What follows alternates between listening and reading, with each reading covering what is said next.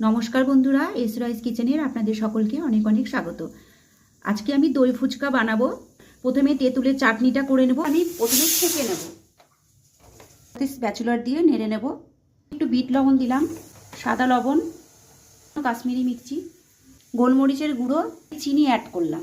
2 চামচ মতো কর্নফ্লোর দিয়ে চাটনিটা আমি নামিয়ে নেব। আলুর সঙ্গে লঙ্কা সেদ্ধ করে রেখেছি, এবার সেদ্ধ করা ছোলা দেব, বিট নুন, সাদা লবণ, গোলমরিচের গুঁড়ো, চাট মশলা, ভেজে রাখা মশলা গুঁড়ো, তেঁতুলের একটু গাদ আমি রেখে দিয়েছিলাম দিয়ে দিলাম, ধনে পাতা কুচি।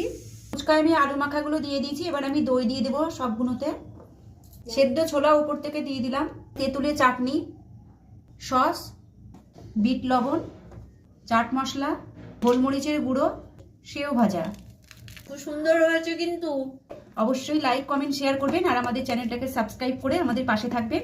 ধন্যবাদ।